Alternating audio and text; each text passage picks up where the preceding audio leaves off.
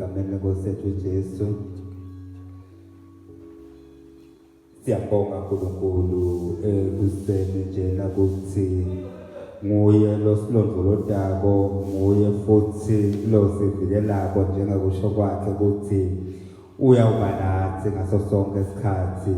Siyabonga abantwana bakaNkulunkulu ukuthi lithuba lenjengaleli kuthi sithole live lenkosi, live la kangwane lesikhululile. Asikaboshwa, singaboshwa nto tonke izifo, kodwa-ke live lakisi la kangwane lisikhululile ukuthi sithole live imihla ngemihla. Siyabonga kaNkulunkulu ekuseni. Ngibaba egameni ngiyamthanda kakhulu simakade angamboni ofana naye. Ngiyamthanda na Jesu lwasindisa impilo yami. Kuma embi kwabantwana bakaNkulunkulu akuyi ngekuhlakanipha noma ngeluvodo, kodwa kungenxa yeluthando lalwethu kaNkulunkulu. Siyabonga kakhulu. Ngidawungena evini bantwana bakaNkulunkulu. Anginoba ngiloyo lomude.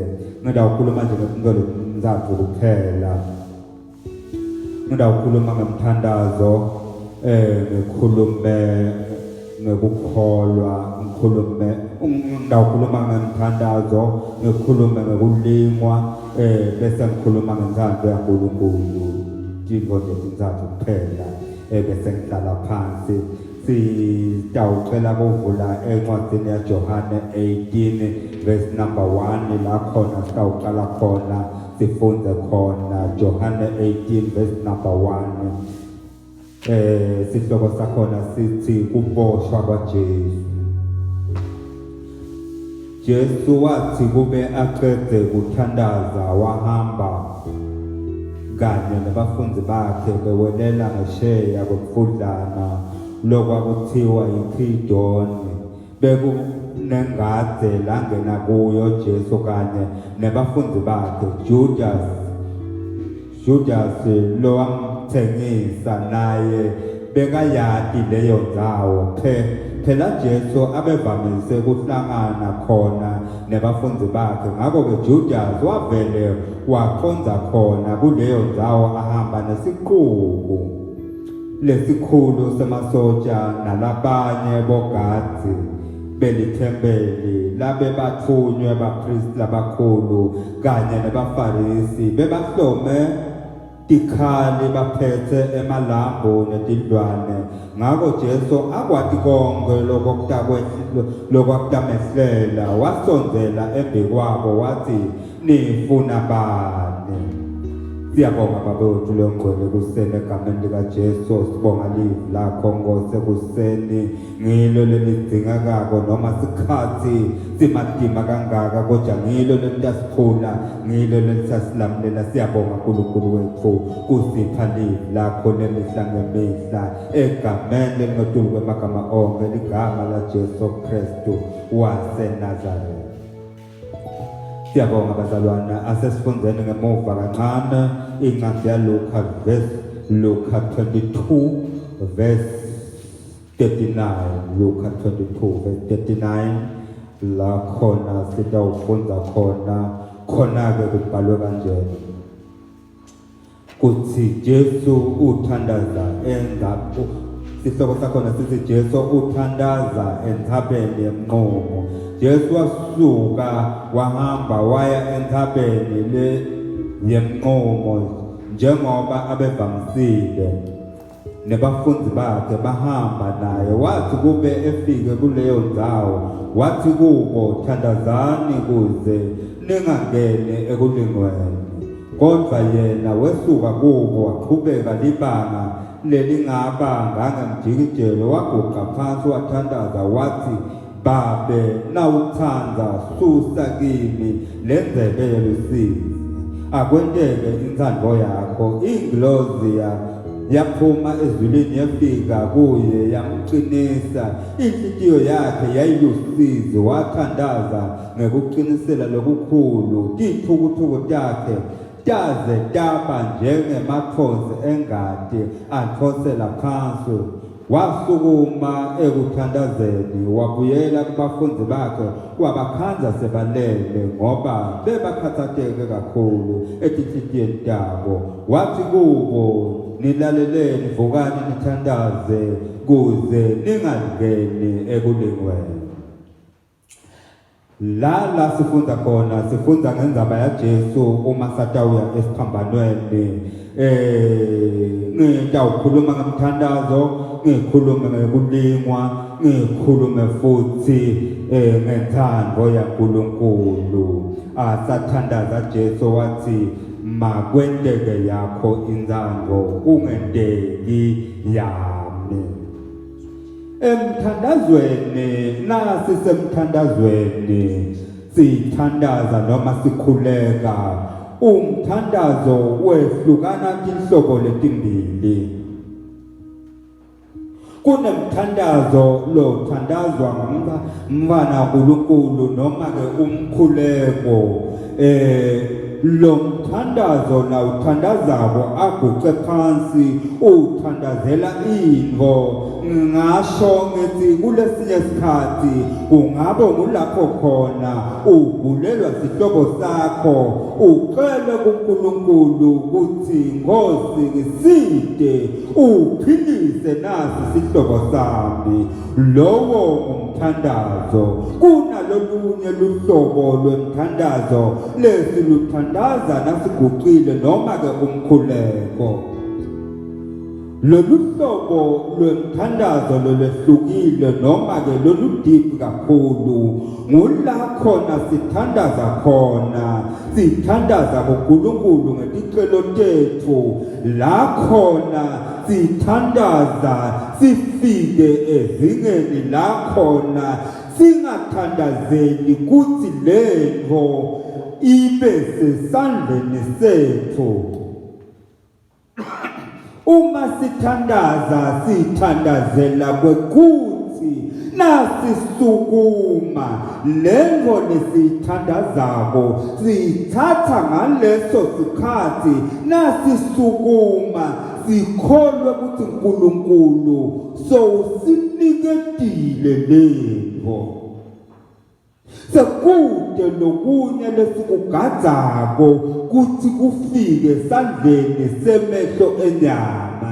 Sisukuma nako ngaleso sikhathi. Uma ngithandazela sihlobo sami lesigulako ngivele ngisukume ngaleso sikhathi kuthi lo sihlobo sami sophilile njengoba nyalo sangithandazile kuBabe losezulwini. Nguwo umthandazo lesiwuthandazako lowehlukile. Ngalesikhathi sithandaza loyo mthandazo loyo sithandaza ngalendlela yokuthi lo Nkulunkulu lesithandaza kuye yena sigaba sakhe noma bukhulu bakhe noma amandla akhe kude mandla esimo langanqoba lo Nkulunkulu noma langavimba lo Nkulunkulu kuthi aphilise lesihlobo sami. Ngalamanye emagama simbeka endaweni lephakeme kakhulu simakade kunalezingqinamba noma tifo noma ini. Ngulapho khona indaba sinqoba khona. Asithandazeli ukuthi ize lento ifike emehlweni enyama. Sithandaza ngebukhulu uthi kude lokungameyisa lo Nkulunkulu wethu. Nyalo lo sengithandazile kuye kude lokungamvimba njengekusho kwaLuka number 1 and verse 37 athi lo Nkulunkulu kude lokumehlulako. Lo Nkulunkulu kude lokungamehlula. Nangisukuma ke phansi ngisukuma sengibambe lokho. Asibahambi kwemukela sibamba kuthi kude lokungalinganisa naye noma lokungaqhudelana nalo Nkulunkulu lokusemtimbeni wesihlobo sami langeka kususe afake kuphila ngoba kugude ukugula netifo nakho konke kungaphansi kwetinyawo taSimakadze kude manje kuthi kungehlulekisa Simakadze sisukuma naloko ngiwo umthandazo lonemandla.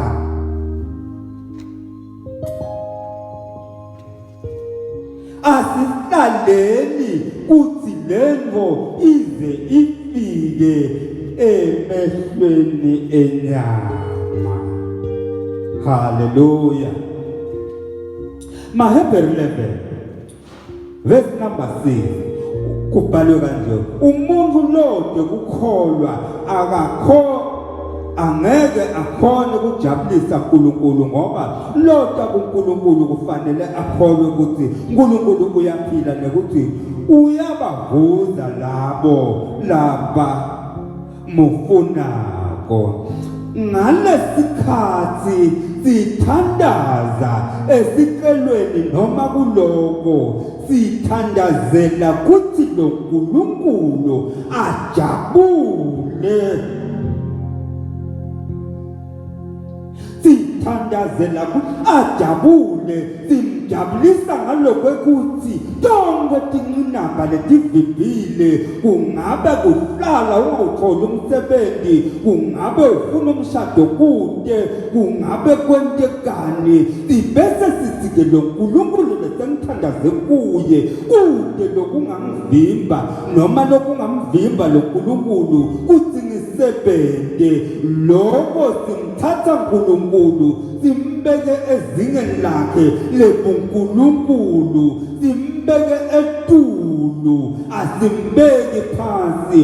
Lode kukholwa lithi angeke ajabulise uNkulunkulu ngoba yena uthi lento nasayiboni emehlweni enyama ebese uthi ayikho lento, ebese uphakamisa lesimo uNkulunkulu sombeka phansi, somenza sehluleki, somenza umkambimanga ngelivi lakhe. Lithi ke loyo muntu loyo angeke akhone kumjabulisa uNkulunkulu ngoba lento akayiboni emehlweni enyama. Sineka asihambi ngaleyo ndlela, sihamba ngokuthi umukhulu kwatonke tinto.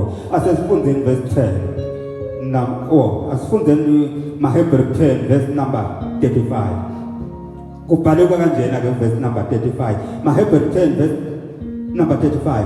Ngakho ke ningasilahli lesibinzi sekwethemba uNkulunkulu ngoba sinemvuzo lomkhulu. Ngakho ke ningasilahli lesibinzi sekwethemba uNkulunkulu. Lokho ukuthi noma ngabe sekwenteka tinto letinjani lelithemba lami nangisukuma lapha phansi lithi lo uNkulunkulu lona lesemthandaze kuye kude lokungamvimba kuthi anginikete lokhu lesengikucelile. Lesibinzi lesinaso sibese sithatha sibinzi saDavide nakahlangana naGoliathi. Lakhona Goliathi wakhamba phethe inkemba nesikhali, kwaDavide wakhamba phethe isidubulelo nematshe. KwaDavide kwase kukhuluma emagama ethi kwendoda lenkulu nalenze nalephethe sikhali lesikhulu nenkemba.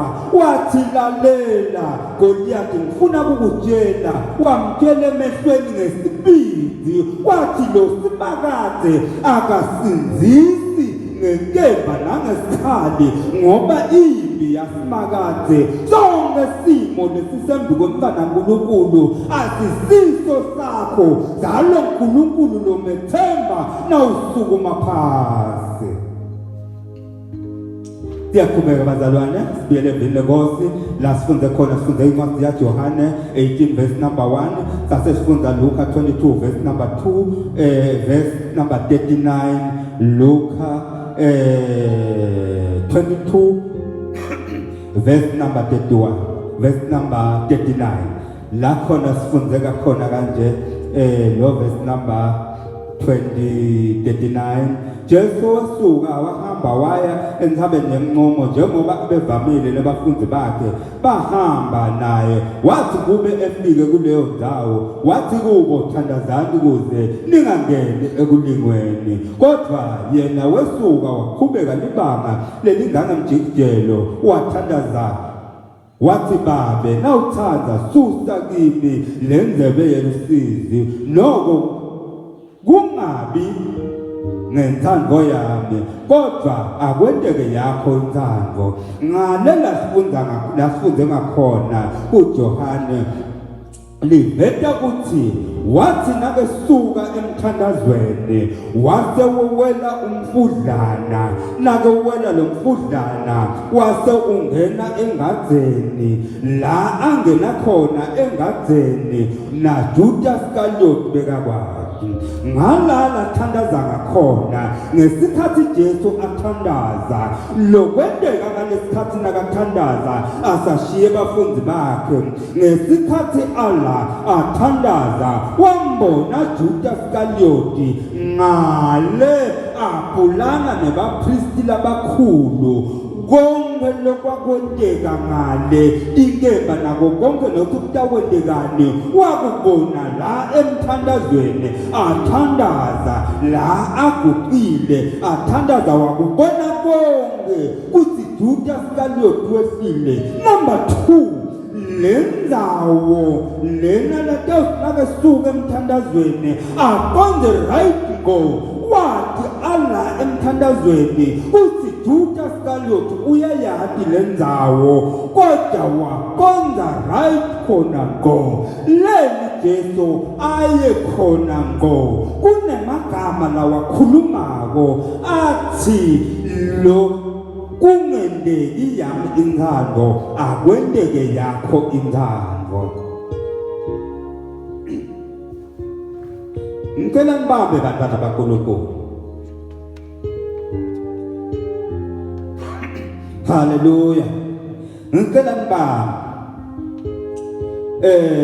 nasifunda incwadi yabaseFilipi singalahlekelani kunengane uthatha khona kufuna kuhlanganisa kutophuma lento esithombeni sengqondo yomzalwane mfana kaNkulunkulu nasifunda incwadi yabaseFilipi sahluka saka 2 verse number 8 liveta kuthi liBhayibheli encwadini yabaseFilipi 2 verse number 8 liBhayibheli liveta kuthi wathi thoba lo verse number 8 wathi thoba walalela kwadzimate kwabango sekufeni yebo ekufeni kwesiphambano wathi thoba walalela yebo ekufeni kwesiphambano yini layilalela walalela livi lasimakaze ngalesikhathi lithandaza ngesikhathi athandaza weva livi lasimakaze wase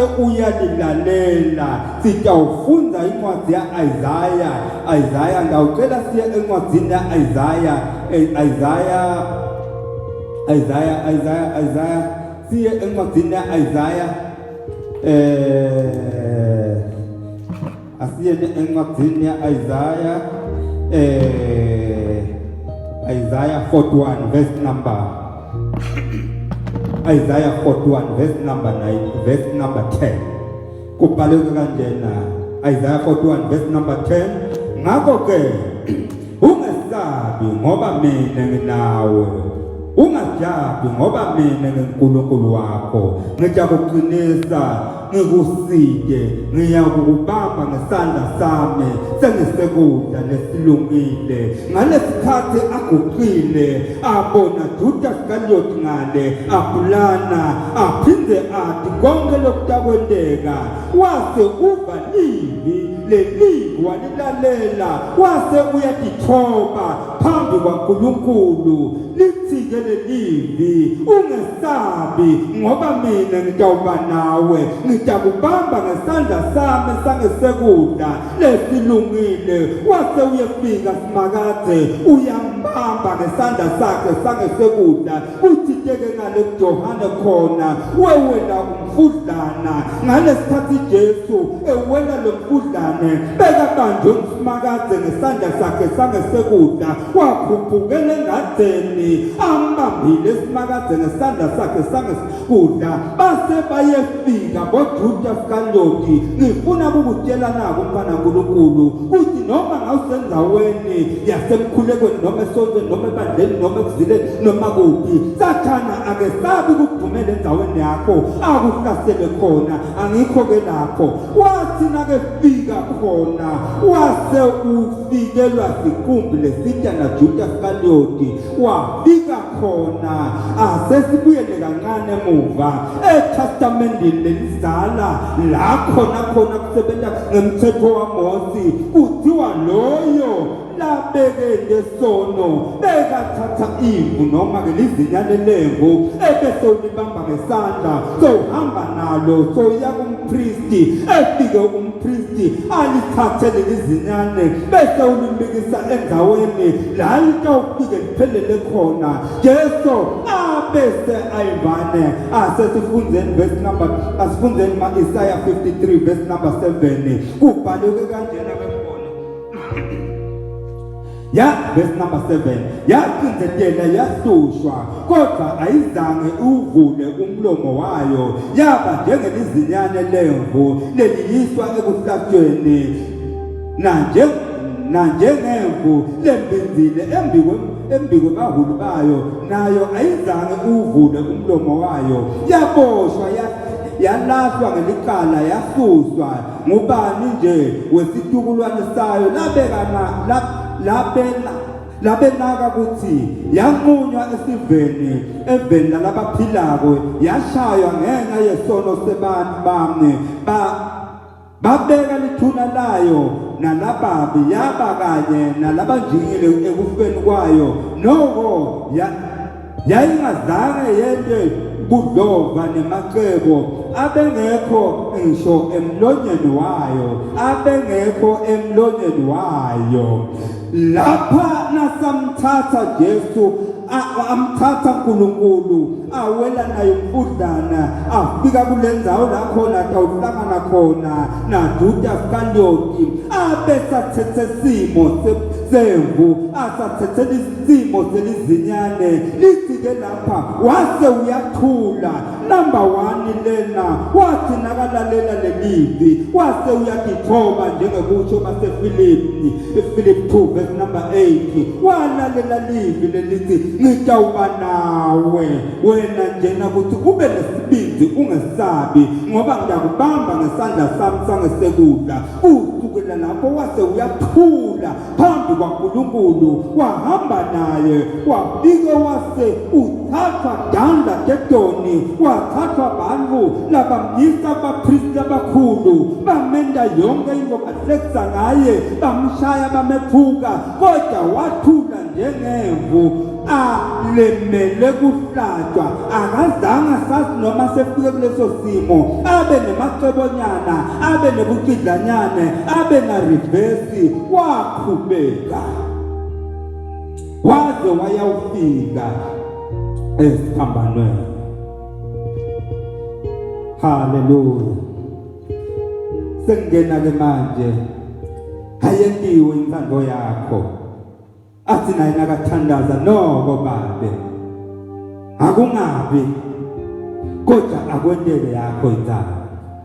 Sekuya kuMateyu verse number Matthew 6 verse sekuya kuMateyu sesingena ke enthandweni nasesilingweni kulokubili emva kwaloko sesihlala phansi siyambonga uNkulunkulu noma kunjena kodwa live lakhe liyaphila live lakhe lingiyebona amen. Matthew 6 verse number Matthew 6 verse number 6 nanithandaza nibothi babe wethu losezulwini alingcweliswe libizo lakho umbuso wakho awuthi inthando yakho ayendiwe emhlabeni njengoba yendiwa nasezulwini. siphe lamuhla kudla kwethu njengasemalangeni onke, sithethelele tono tethu njengoba nasi sibathethelela abasonako, ungasingenise ekulingweni kodwa usisinzise kulokubi, ngoba umbuso wakho nemandla nebukhosi kume kuze kube phakade. Lo verse number 13, ungasingenise ekulingweni kodwa usisinzise. Jesu nakasela abafundi bakhe athi, nibothi nanithandaza ungasingenise ekulingweni usisinzise kulokubi. Kusho ukuthi bekayathi impilo yemuntu kuthi ngaso sonke isikhathi ihlaselwa ilimo, ngaso sonke isikhathi ihlaselwa ilimo. Ngikho athi sibokhela kubabe ukuthi babe ungasingenise ekulingweni kodwa usisinzise kulokubi. Impilo lethu kunengi ndawuchaza lokubili, ndawuchaza lesilingo nalena kuzana. Letinto tihamba ngatimbili. Kunenthando yaNkulunkulu, kunesilingo. Kusho ukuthi silingo satshela ukuthi asigade inthando yaNkulunkulu. La khona kwenteka khona inthando yaNkulunkulu, silingo satshelwa ukuthi singaqali sivule imbobo ebese siyawuhlasela. La kwenziwa khona inthando yaNkulunkulu. Lana Jesu nakagugile athandaza abafundi bakhe balele, noma-ke basemuva labashiye khona, wabatshela emagama, qhubekani nithandaze ningadungena esilingweni. Ngesikhathi athandaza awe phansi ngebuso, ngaleso sikhathi kwavuleka umnyango wesilingo. Ngesikhathi abona Judas Iscariot abulana. Number 2, lendzawo latawusuke emthandazweni akonze right ngokuyo Jesu, bekayati Judas Iscariot wambona Jesu ngesikhathi athandaza, kwase kuvuleka umnyango wekuthi angayi kuleya ndzawo latamkhanza khona aye kulenye indzawo langathi khona. Wavuleka lo mnyango, waphinde futhi wavuleka umnyango wekuthi angahlala angayi kuleya ndzawo kuze kuthi Judas Iscariot nakefika angamkhanzi. Wavuleka lo mnyango lokusuka la aye endzaweni lathi khona kuthi Judas Iscariot utamkhanza khona, futhi wathi konke kwakuyinthando yaBaba losezulwini. Nakahamba aqonda kuleya ndzawo la atawuhlangana khona na Judas Iscariot, la athi khona ukuthi Judas Iscariot uyati bekenda inthando yaNkulunkulu, enda inthando yaBaba wasezulwini la emhlabeni njengoba yendiwa nasezulwini. Kube kwathi nakuvuleka lo mnyango, kwathi ngifuna kungayi kuze kuthi Judas Iscariot nakafika kuleya ndzawo angiphandle ngingekho, ngawangena kulo mnyango wesilingo wabheka kulenye ndzawo, ngawangena ekulingweni. Kusukela lapho Josefa ngesikhathi afakwa emgodini bomnakabo, kwakuyinthando yaNkulunkulu kungena emgodini, kuphuma athengiselwe letinye tive aze ayofika eGibhithe. Kwakuyinthando yaNkulunkulu. Nakefika eGibhithe wathengiselwa farifalo, wambeka esigodlweni sakhe, la khona wahlala njengesigqila ashiye live lakubo, waphinde futhi washiya boyise nenina.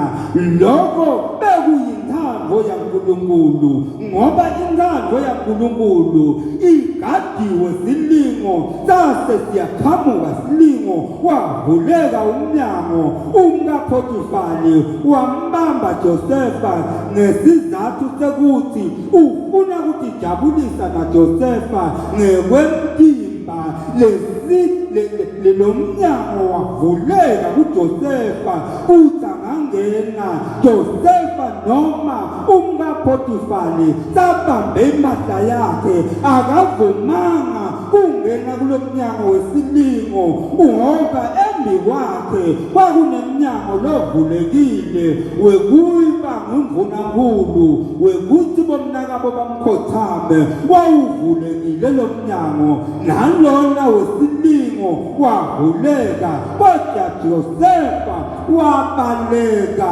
wangena kulo mnyango lona loyinthando yaNkulunkulu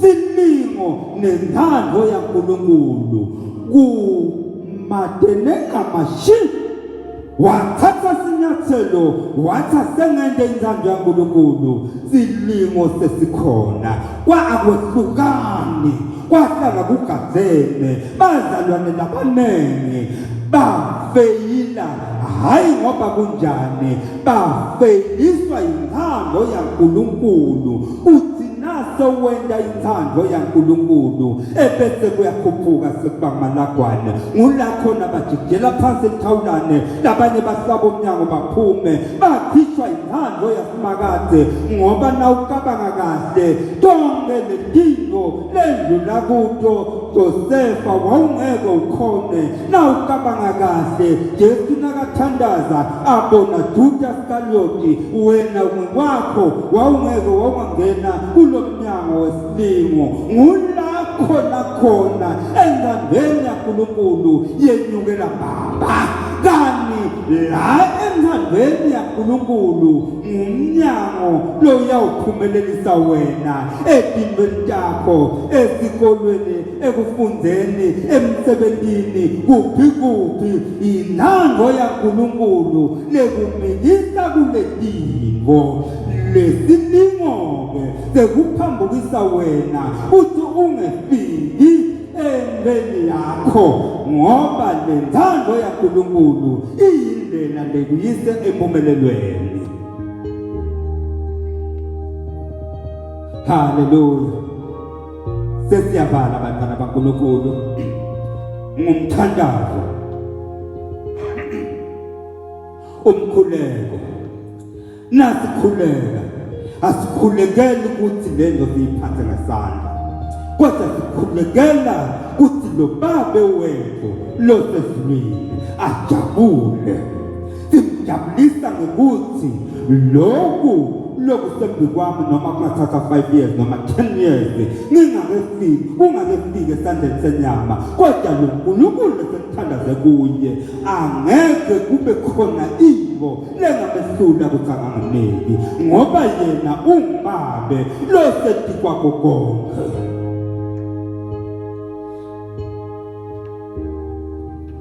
Bophetho nabantu bakifishi ubakhanza sebawashe amanethe ekuseni Jesu Petro nalaba abeduka nabo kwakunezinto lezimbili ebekubekiwe embikwabo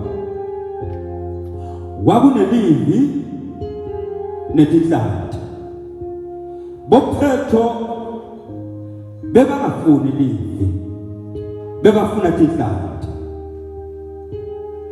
kani letinhlanti datingekho elwatini kuthi tinhlanti ibanjwa ngalesikhathi lesi letinhlanti datingekho la ikhathemantini lapho batifuna khona letinhlanti datisevili lasimakade kunelivi lebebangalifuni uma lukholo lwethu lutawugadza loko lokushiwo livi kuthi kela ngawuphiwa ebese uyakela sowugadza kuthi lo simakade utakupha kude lotakwemukela noma lishido kuthi cela utawuphiwa. Wena nawusukuma sukuma engqondweni yakho sawunalo kwekuthi lo sengicele kuNkulunkulu welizulu nemhlaba, lokhu lesengikucelile kude lokungamvimba kuNkulunkulu wami, kuthi lento anginikede ngoba uNkulunkulu losethi kwakho tonke tinto, ebese uphakamisa lo Nkulunkulu lokuqala kwakho uhambe nabo iminyaka neminyaka, kuthi mina ngiyawugcina senginalokho. Lene uhambe nabo iminyaka neminyaka, solo wayeme kuthenini lo Nkulunkulu ungedluli kweminyaka lesihlanu, lo Nkulunkulu ungedluli kwemalumbo, lo Nkulunkulu ungedluli kwekuthi kude lutho lapha, lo Nkulunkulu ungedluli kwako konke. Ubambe leyo nto leyo, ungene endlini yaNkulunkulu umkhonde, umvumise njengababa losezulwini, umphakamise lo Nkulunkulu, umphakamise ngalokukholwa kwakho, ngoba leli Bhayibheli lona lisivetela kuthi lo Nkulunkulu kufanele simjabulise, hayi ukuthi uNkulunkulu ujajuliswa ukuthi semukele into besesandleni, ujajuliswa kubekwa endaweni yakhe lesedulu, bese kuthi tonke dingo lotatiko utibeke ngaphansi kwetinyawo takhe, uthi mukhulu mukhulu mukhulu, usho etikwanelo kwale noma sihlobo sakho siyagula sebakhulume emagama lathi lona unalesifo lesi lesingayolashwa, bese wena uyathandaza uthandaze kuNkulunkulu welizulu, bese ubamba lokwekuthi lo sengithandaze kuNkulunkulu welizulu lesifo noma ngabe aselashwa, kodwa lo Baba losezulwini yena utamphilisa ngoba kude lokumehlulako, bese uhamba ngalolo kholo lokuthi afe noma endlule emhlabeni kuyinthando yaBaba losezulwini. Nawuqhubeka kanjalo uhamba ngenthando yaBaba losezulwini, lokho kuyinthando, kuqala ungawukholi umsebenzi, kwendeka tonke tinto, uphila bungcwele, kuyinthando yaBaba losezulwini. Nasiva kahle kuthiwa lo Jesu bekede sono, bekangazange sente lutho, kodwa letilingo nako konke kwamehlisa, kwaphinde futhi kwamgumata, kwaphinde futhi kwaphambana naye, kodwa waqhubeka wahamba ngenthando yaNkulunkulu, azange lijikela thawula njengoba sibazalwane senta, akakwendanga lokho, kuhanjwa ngenthando yaNkulunkulu kuze kuthi simakade atowujabula ngathi, ebese ukhipha lamagama athi umuntu lode kukholwa angeke amjabulise simakade, athi nakakhuluma ngawe athi ngiyajabula ngawe ngalokukholwa kwakho ngoba wena uyangiphakamisa noma letinto dingakefike esandleni senyama, kodwa umbeke endaweni yami yebo uNkulunkulu, ngiyajabula ngawe. Ngale nasithandaza koMateyu nasikhuluma ngemthandazo uthi ningalibali ukucela lokwa nalokwa ngoba Baba losezulwini wathi konke lelikudzingako. Nawuhamba ngale nthando yakhe uya la uyakhona, uphakamisa yena simakade tonke letinto lotidzinga kuyati, akadzingi ukuthi ucele kuye. Nkulunkulu amuhle, iNkosi inibusise bazalwane, nihambe kahle, Nkulunkulu abe nani, sisaqhubeka njenedimo, kodwa ukhona yena unemandla yabantu bakhe labalungile. iNkosi inibusise.